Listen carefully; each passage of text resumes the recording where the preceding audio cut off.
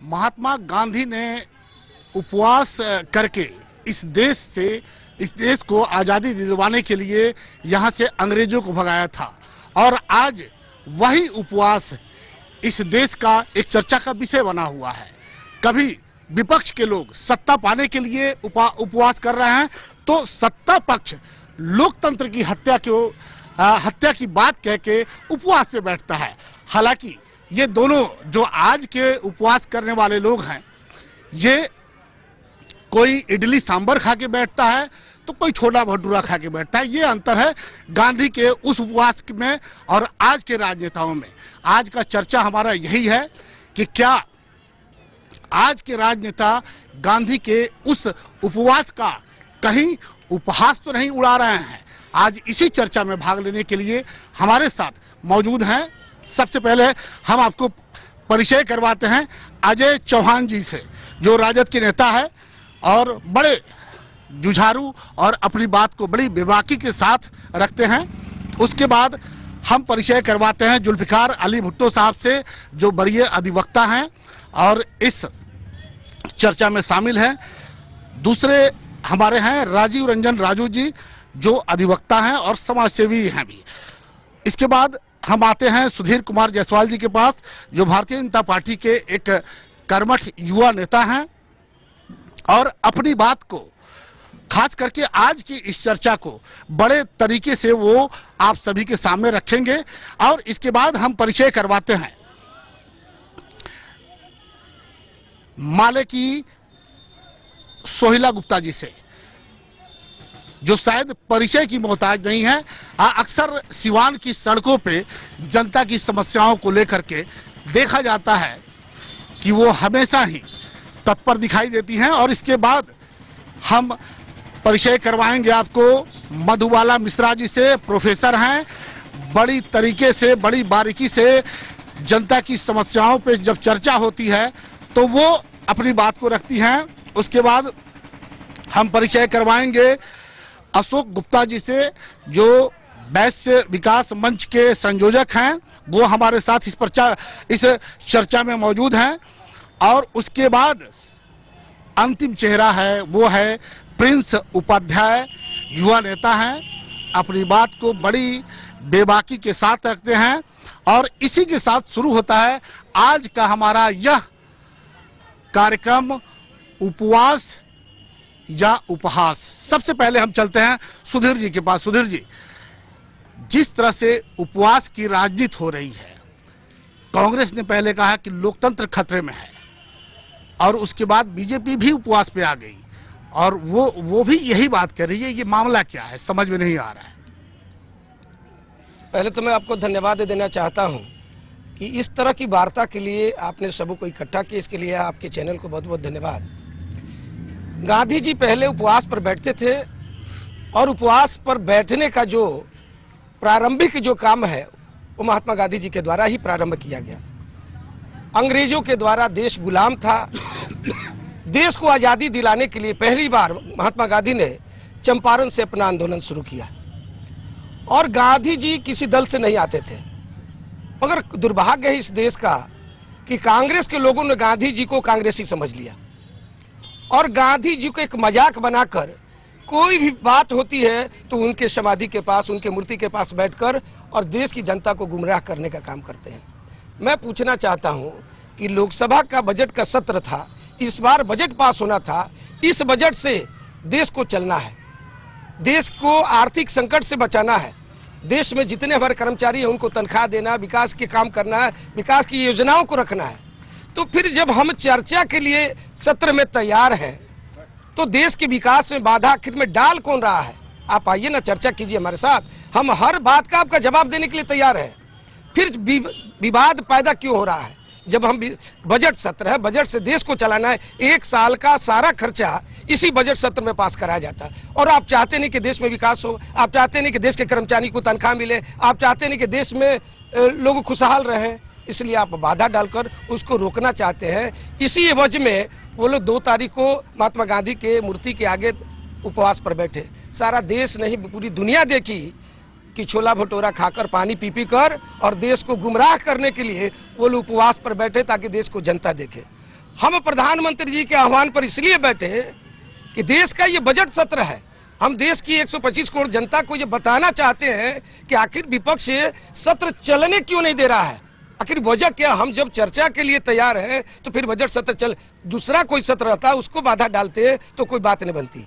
ये बजट सत्र था, इससे देश के विकास और सुधीर जी आप एक बात भूल रहे हैं कि अभी 4 साल से सत्ता आपके हाथ में है, बिल्कुल है। और उसके पहले आप विपक्ष में थे, बराबर लगातार मुद्दों पे आप सदन नहीं चलने देते थे। इसका जवाब हम आपसे नहीं, हम सोहिला जी से लेंगे। सोहिला जी आपने एक लंबा राजनीतिक करियर जिया है जीवन में, और बड़े गौर से देखा भी है, संसद को भी देखा होगा आपने कि क्या जिस तरह से सुधीर जी ने कहा कि लोकतंत्र खतरे में है, जनता का पैसा बर्बाद हो रहा है और जो विपक्ष है वो चलने दे रहे। लेकिन 4 साल के पहले जब ये लोग सत्ता में रहते थे, विपक्ष में थे, क्या ये लोग चलने देते थे सत्ता को?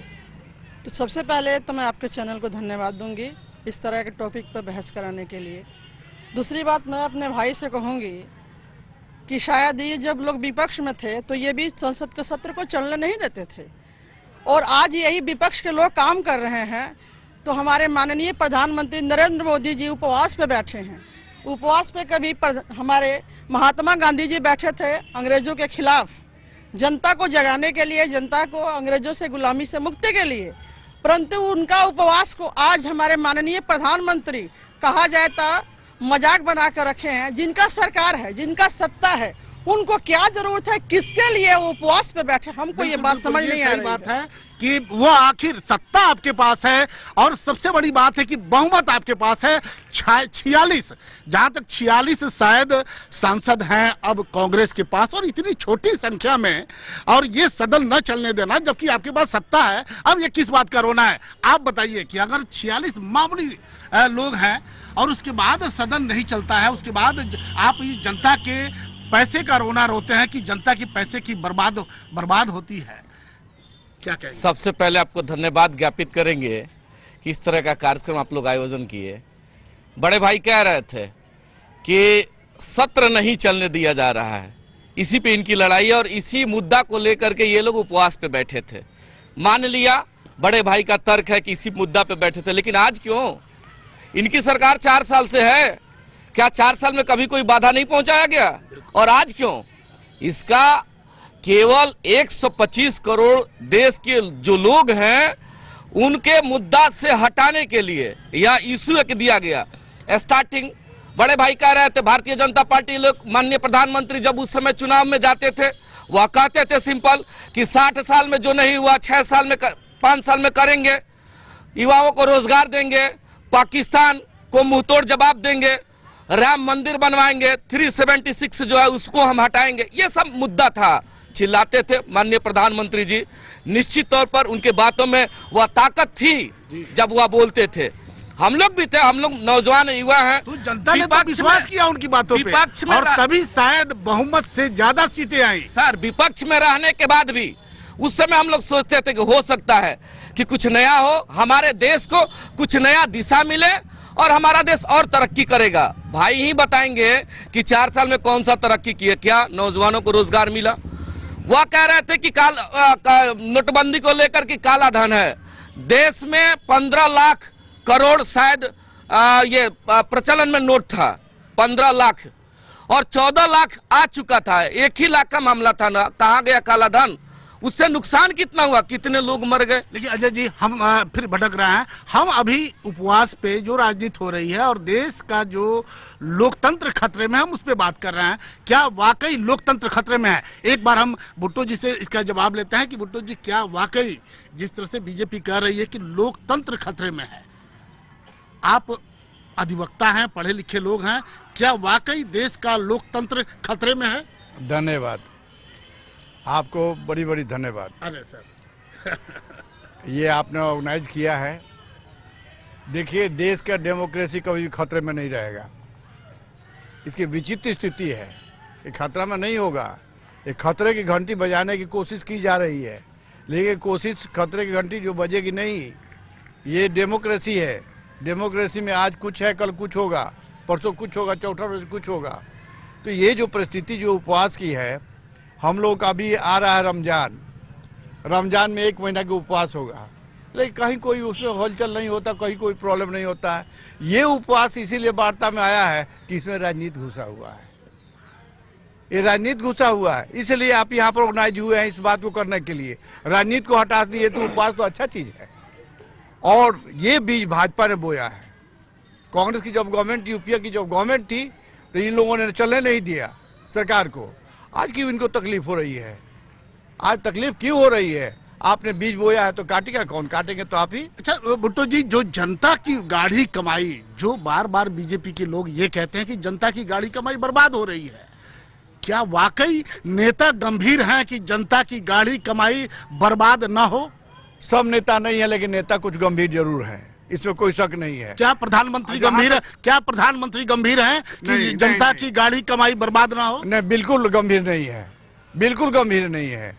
वही तो, वो तो एकदम अग्रगण्य भूमिका निभा रहे हैं बर्बाद करने के लिए। इन्होंने कहा था कि 15 लाख रुपया प्रत्येक परिवार को देंगे, को पैसा दिया है? नोटबंदी कर दिया, नोटबंदी में सारा बिजनेस में लोग बर्बाद हो गए। ये जीएसटी लगाया है, जीएसटी में आपको समझ में आ रहा है कि जीएसटी केवल एक टैक्स लगेगा। अभी स्टेट का जीएसटी अलग है, केंद्र का जीएसटी अलग है, सबका जीएसटी अलग है। डबल ट्रिपल बोझ पड़ रहा है जनता के ऊपर और बिजनेसमैन के ऊपर। बिजनेसमैन परेशान है, दुकान। इसका जवाब हम राजू जी से भी ले लेते हैं। राजू जी, क्या आपको लगता है कि वाकई राजनेता जो हैं, जो सत्ता दल के हैं, चलिए सत्ता दल को ही सही, कम से कम सूझ तो आई कि जनता की गाढ़ी कमाई बर्बाद हो रही है, क्या इस पर नेता गंभीर हैं, हमारे देश के प्रधानमंत्री गंभीर हैं?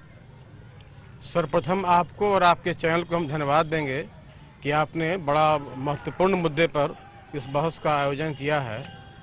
और रही बात गंभीरता की, सारे नेता गंभीर हैं, वो पक्ष में हो या विपक्ष में हो। कोई नहीं चाहता है कि आम आदमी के मूल्यों पर, उसके जीवन के मूल्यों पर या उसकी आर्थिक स्थिति के मूल्यों से मजाक किया जाए। पहली बात ये कहना चाहें कि आपने ऑर्गेनाइज किया है उपवास, जो अब उपहास हो गया है। हम लोग दिग्भ्रमित हो गए, हम लोग कहीं कहीं की बात उठा के लेके चले आ रहे हैं। सबसे पहला उपवास जो है ये एक नेशनल ड्रामा बन गया है इस देश में। इसका कोई मायने मतलब नहीं है। और रही बात महात्मा गांधी की, तो महात्मा गांधी के उपवास से देश आज़ाद नहीं हुआ था। आज 13 अप्रैल है, जालियांवाला बाग में मारे गए लोगों का जो बलिदान हुआ, उससे ये देश आज़ाद हुआ है। ये आज़ाद हुआ है महान क्रांतिकारियों की जान देने से और उनके जो लोग शहीद हुए उनसे हुआ है। इस उपवास को महात्मा गांधी से जोड़ देना ये सर्वथा हमको लगता है कि बेवकूफ़ी है। और सबसे बड़ी बात रही ये उपवास, तो रात में 11 बजे से लेकर सुबह 6 बजे तक हम भी उपवास में रहते हैं। जी जी, जो उपवास की स्थिति लगता है कि सारा देश के सभी लोग रात को 11 बजे खाना खाने के बाद और सुबह 6 बजे तक तो कोई खाना उपवास ही होता है। तो उससे बड़ा उपवास और कुछ नहीं हो सकता है। तो इस तरह उपवास को एक पूरा नेशनल ड्रामा बना दिया गया है और ये अब इतना महक चुका है कि इस पर बात करने में भी लगता है कि अब किस मुद्दे को हम लोग छूने जा रहे हैं। बिल्कुल बिल्कुल, बात राष्ट्र पर होना चाहिए, देश पर होना चाहिए, प्रगति पर होना चाहिए। आपने अगर लोकसभा को डिस्टर्ब किया और फिर हम कर रहे हैं, अगर यही होगा देखा देखी, तब तो इसका कोई माने मतलब नहीं है। इन्होंने जो किया, सुधीर जी, कैसे इसका निदान कैसे निकलेगा? कैसे इसका निदान निकलेगा कि जो जनता की गाढ़ी कमाई है, जिस पर आपने चर्चा किया कि और उसी को बचाने के लिए हम लोगों ने उपवास किया, तो आखिर ये कैसे बदलेगा? विपक्ष तो अपना काम करेगा, वो तो कहेगा कि हम विपक्ष में हैं। आखिर आपके पास सत्ता है, बहुमत है, सब कुछ है आपके पास, फिर क्यों? देखिए अंतर है, आप फैसला क्यों नहीं ले पाते? भारतीय जनता पार्टी और देश के अन्य राजनीतिक दल में यही तो अंतर है कि जब हम लोकसभा को चलने नहीं देते थे तो अंतर ये था कि हम 2G घोटाले के लिए नहीं चलने देते थे, हम वर्दी घोटाले के लिए नहीं चलने देते थे, हम कोयला घोटाले के लिए नहीं चलने देते, हम बोफोर्स घोटाले के लिए नहीं चलने देते थे। अंतर इतना ही है कि हम घोटाले को उजागर करने के लिए लोकसभा का सत्र बाधित करते थे और विपक्ष भी मना मतलब का हम पर भी घोटाले का आरोप लगाए ना। 4 साल हो गए देश के सत्ता पर विराजमान हुए, 20 वर्ष हो गए गुजरात के मुख्यमंत्री रहे, 21 प्रांतों में हमारी सरकार है। साढ़े 12,000 करोड़ अभी सामने आया हुआ है बैंक घोटाला। ये आप ऐसे इनकार नहीं कीजिएगा, जिम्मेवारी आपकी बनती है, सरकार आपकी है, सत्ता आपका है, सरकार में है, सत्ता में है, कोई घोटाला नहीं है। अगर घोटाला होगा, प्रधानमंत्री के पहले घोषणा है, किसी तरह का घोटाला होगा हम तुरंत इस्तीफा देंगे। मेरा प्रधानमंत्री मुझे गर्व है अपने प्रधानमंत्री पर कि उतना ईमानदार प्रधानमंत्री देश की आज़ादी से लेकर आज तक शायद हिंदुस्तान की धरती पर पैदा नहीं हुआ। कल क्या होगा नहीं जानते हैं। मैं एक उदाहरण बता देता हूँ। जब कांग्रेस की सरकार होती है तो राहुल गांधी, सोनिया गांधी, राजीव गांधी, इंदिरा गांधी, बड़ाडरा परिवार, उनके दामाद, उनकी बेटी Z+ सुरक्षा में भारत के खर्चा पर रहते हैं। मेरा प्रधानमंत्री गर्व है कि अपनी बूढ़ी मां को देश के खर्चे पर लेकर अपने साथ नहीं रहता। अंतर इतना ही है कि हम बाधित करते थे घोटाले के लिए, आज विपक्ष को बाधित करता अपने लाभ का। आपका प्रधानमंत्री नहीं रहता है, ये सारा देश जानता है। तो फिर मेरे लेकिन आपके जो राजनेता हैं, आपके जो विधायक हैं, आपके जो मंत्री हैं, जरा उनका भी देख लिया कीजिए कि कम से कम एक मंत्री पर आप आरोप लगाइए। मेरे एक मंत्री किसी केंद्र के किसी नेता पर या प्रदेश के किसी मंत्री पर आरोप लगाइए।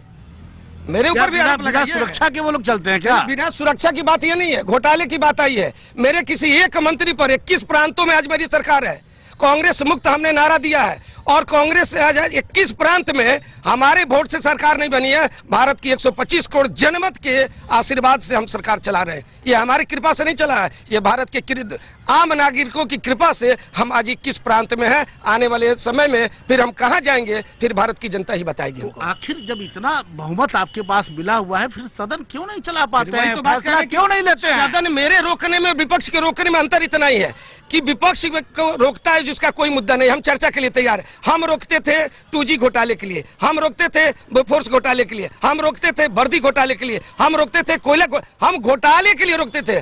घोटाले का आरोप मेरे ऊपर भी तो लगाए कोई। अंतर इतना ही। जवाब हम फिर एक बार सोहिला जी से लेते हैं। सोहिला जी, क्या लगता है जिस तरह से सुधीर जी ने कहा कि इनके शासन में कोई घोटाला नहीं हुआ, आपको याद है क्या कोई घोटाला? एक घोटाला हो तो हम नाम बताएं, अनेकों घोटाले मेरे भाई भूल गए हैं। अभी पैसा लेके भागे हैं जो नीरव मोदी है, ये तमाम लोग पैसा लेके भागे हैं। तो बैंक का घोटाला, तो बैंक क्या है? सरकार में रहना। मेरे भाई बोलने नहीं दे रहे हैं। मेरे भाई जब बोल रहे थे तो हम चुप होकर दायरे से सुन रहे थे, तो मेरे भाई मेरी बात सुने। आज लोग कह रहे हैं कि लोकतंत्र खतरे में है। हमको बात समझ में नहीं आ रही कि कब वो सत्ता पक्ष कह रहे हैं कि लोकतंत्र खतरे में है, कब विपक्ष कर रहे हैं। आज तो सुप्रीम कोर्ट के जज कह रहे हैं कि लोकतंत्र खतरे में है। आज सही में लोकतंत्र खतरे में है, क्योंकि आज भाजपा के लोग आज महिलाओं को देखिए, क्या पहनेंगी, क्या खाएंगी, क्या पहनेंगी, किससे शादी करेंगी, कब जाएंगी, कहाँ जाएंगी। आज ये पाबंदियां हैं। आप इसको यहाँ नहीं जाना, वहाँ नहीं जाना है, अपना जीवन साथी मुस्लिम नहीं चुनना है। ये क्या है? हमको क्या खाना है, क्या पहनना है, कहाँ जाना है, ये मेरी इच्छा है, उस पर हम चलेंगे। तो इस तरह से लोकतंत्र खतरे में है। तो लोकतंत्र अगर चलाना है तो विपक्ष तो गलत नहीं कर रहा। बहुत सारे मुद्दे या सवाल है, आप सुनने के लिए तैयार नहीं है, और इसलिए विपक्ष चलने नहीं दे रहा है। और इसलिए जनता का काम ना तो हो सकता था कि आप बातचीत तो कीजिए कि आखिर वो ये बातचीत करने के लिए तैयार नहीं है।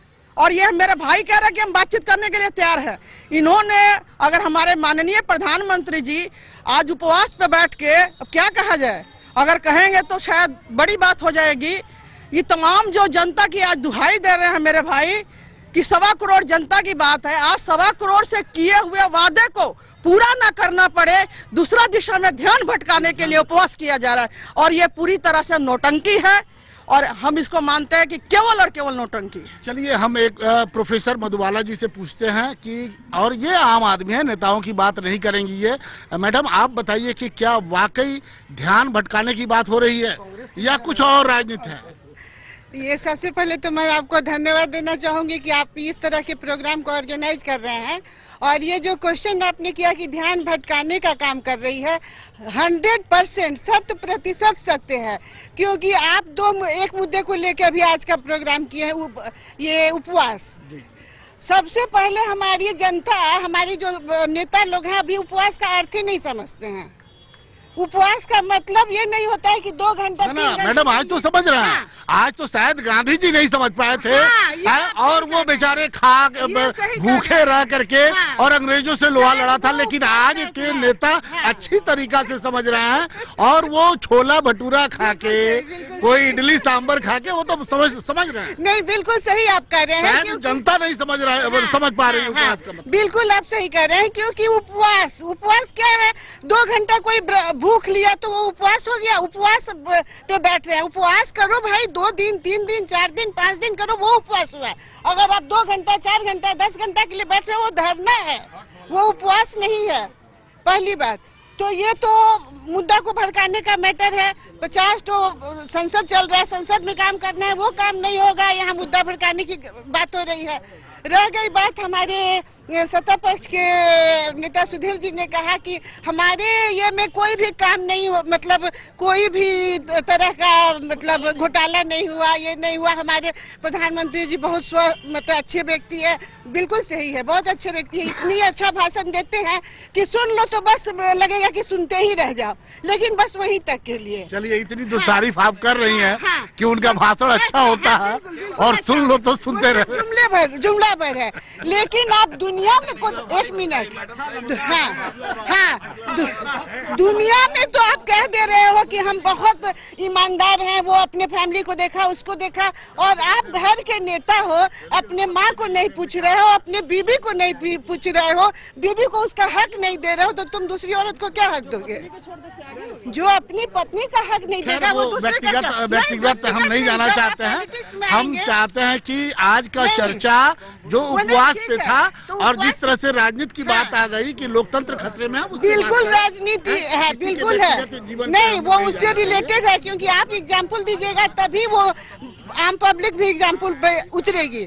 और दूसरी बात ये कहा जाता है, पहले जो राजनीति होती थी उसमें बोला जाता था कि जात न पूछे साधु की, जान लीजिए ज्ञान। किसी भी नेता का जात और धर्म नहीं पूछना चाहिए, उसका सिर्फ ज्ञान देखना चाहिए कि वो ज्ञान क्या है, क्या नॉलेज रखता है, क्या एबिलिटी रखती है। लेकिन वो सब चीज नहीं रह गया है। नेता सिर्फ अपना स्वार्थ पूर्ति का काम करते हैं और आम पब्लिक को सिर्फ 1 घंटे की तरह यूज करते हैं, जब चाहा बजा दिया। चलिए, ये मधुबाला जी का कहना है कि ये सिर्फ नेताओं का अपना फंडा है और वो जनता को यूज कर रहे हैं। अशोक जी, आप बताइए, वैश्य समुदाय से आते हैं, क्या वाकई जनता को इतना बेवकूफ समझा जा रहा है? जी हाँ, सर्वप्रथम आपके इस चैनल को मेरा सादर धन्यवाद कि आपने इस विषय पर इस कार्यक्रम का आयोजन किया। आपका विषय है उपहास या उपहास, उपवास या उपहास, उपवास या उपहास। तो आज के युग में उपवास कम उपहास ज़्यादा हो गया है। या सत्ता पक्ष हो या विपक्ष पक्ष हो, दोनों दोहरी मापदंड की जिंदगी से जीते हैं। जनता के किसी भी कठिनाइयों से सामना नहीं करना चाहते हैं। वो अपनी राजनीतिक प्रतिबद्धता के लिए, राजनीतिक लक्ष्य की प्राप्ति के लिए उपवास करते हैं। वाकई देश के जनता को नेता इतना कमजोर समझ रहे हैं? पहले आपके चैनल को धन्यवाद और आपको धन्यवाद ऐसे प्रोग्राम करने के लिए। उपहास और उपवास बोले, उपवास करने का एक ये ड्रामा था इनको, क्योंकि इतनी बड़ी देश में 2 घटनाएं घटी है, उस मुद्दे को लोग भूलकर उपवास और उपहास के चक्कर में पड़े जाए। और एक चीज़ ये बोले कि लोकतंत्र खतरे में है। लोकतंत्र तो खतरे में है ही, उससे ज़्यादा खतरे में आम जनता और भाईचारा खतरे में है। बिल्कुल बिल्कुल, भाईचारा खतरे में। आपको 2 बलात्कार हुए हैं, उस पर कोई उस मुद्दे को भटक कर हम लोग उपवास किया जाए। और इतिहास में हमको लगता है, शायद हमको जितना जानकारी है, उसमें पहली बार हुआ है कि हम सत्ता में हैं और अपने सत्ता के खिलाफ हैं। ये पहली बार हुआ है। और ये कहते हैं कि 4 साल सदन में, जब आपको पहले साल नहीं चलने दिया गया तो पहले साल में आपको बैठना चाहिए धरना पर, दूसरे साल में बैठना चाहिए, तीसरे साल में बैठना चाहिए, चौथे साल में बैठना चाहिए, नहीं बैठे। और एक चीज़ ये बोले कि सत्ता पर विपक्ष नहीं चलने दे रहा। विपक्ष चलाने के लिए हमको कुछ जानकारी जो है हम बता रहे हैं, मैं अपना सोच बता रहा हूँ। शायद एक कोई संसद में एक मित्र मंत्री का गठन होता है जो कि विपक्ष को मिलाकर मुद्दे को रखकर सरकार चलाती है, तो वो उनका फंक्शन काम ही नहीं कर रहा है। प्रधानमंत्री को फुर्सत नहीं है विदेश घूमने का, देश घूमने, क्योंकि वो जानते हैं कि फिर हमको तो आना नहीं है, कम से कम देश घूम ले। एक चीज़ प्रधानमंत्री बोलते हैं कि मेरा क्या, मैं तो झोला उठाऊंगा चल दूंगा, मैं तो फकीर आदमी हूँ। और इंदिरा गांधी एक जो थी वो बोलती थी कि मेरा एक एक खून का कतरा इस देश के काम आएगा। ऐसा चाहिए हमको, झोला उठा के फ्रॉड को जरूरत नहीं हमारे देश को। और घोटाले की बात करते हैं, ये हम कहते हैं कि घोटाले के लिए एक बार एक मौका दे। ये जो नोटबंदी हुआ है नोटबंदी के लिए ये कम से कम एक बार मौका दे कि लोग अपने खाते में भी एक बार पैसा जमा करें। पुराने नोट जो है उसको जमा करने के लिए इनका घोटाला उजागर हो जाएगा। बहुत सारे ब्लैक मनी तो चेंज हो गए हैं। पहले ब्लैक मनी आपको बताते, जब अटल जी की सरकार थी उसी समय इंडिया में अपने यहाँ ब्लैक मनी जो स्विस बैंकों में था वो आ गया, और जो पड़ा होगा थोड़ा बहुत वो बीजेपी वाले लोगों का होगा और किसी पार्टी का नहीं होगा। और एक देखिए मिस्टेक कर रहे हैं हम, ये बोले हैं कि नोटबंदी पे जितना काला आपको जाली नोट चेंज हुआ है, जाली नोट बैंक में चेंज हुआ है। आपको तो अगर एक मौका मिल जाएगा जमा करने के लिए तो ये बोल रहा है 100%, 105% पैसा हो जाएगा। हमारे पास भी कुछ पुराने नोट पड़े हुए हैं। तो ये क्या माना जाए कि जिस तरह से उपवास की राजनीति हो रही है, ये कुल मिला के ये माना जाए कि जनता का ध्यान डाइवर्ट करने के लिए जो यहाँ हुआ है, जैसे जैसे चुनाव नजदीक आ रहा है, गांधी जी का उपवास भी याद आ रहा है। हाँ, गांधी जी उपवास किए थे देश के लिए। और एक चीज ये बोले तो कि ये गांधी भी तो कर रहे हैं, ये भी तो देश चाहिए, इसको भी तो थोड़ी कर सत्ता रहे हैं। चाहिए। सुधीर जी, क्या अब सत्ता के लिए 19 आ रहा है, क्या गांधी जी ने उपवास किया था देश के लिए और आप भी वही कर रहे हैं देश के लिए, सत्ता चाहिए, क्या 19 क्या उपवास से सत्ता हासिल होगी क्या? प्रिंस भाई छोटे भाई हैं, टीका टिप्पणी करेंगे तो बहुत बात आगे जाएगी। मैं उस पर कुछ कहना नहीं चाहता। सवाल है कि क्या उपवास से 19 हासिल होगा क्या? थी छोटे भाई हैं, मैं उनका बहुत सम्मान करता हूँ। आज पहली मुलाकात है हमारी उनकी, ऐसे उनके लिए दिल में मेरा बहुत स्थान रहता है। छोटे भाई, मैं उनका बहुत आदर करता हूँ। ये अलग बात है।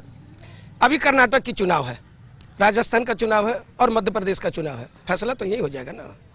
विपक्ष के चाहने से हम सत्ता में आएंगे कि नहीं आएंगे, कि देश की 125 करोड़ जनता हमको सत्ता में बैठाएगी, ये फैसला देश की जनता करेगी कि विपक्ष करेगा। बिल्कुल। अगर कर्नाटक, राजस्थान, मध्य प्रदेश में हमारी सत्ता आ जाती है 19 के चुनाव में, हमें कोई दुनिया की ताकत नहीं रोकेगी। बड़ी गर्व से भी, ये भारत की जनता की आवाज है, ये भारत की जनता की आवाज है। मैं एक उदाहरण बताता हूँ। आज विदेश नीति मेरी इतनी तगड़ी है कि कल तक भारत के प्रधानमंत्री को कोई दुनिया पूछता नहीं था।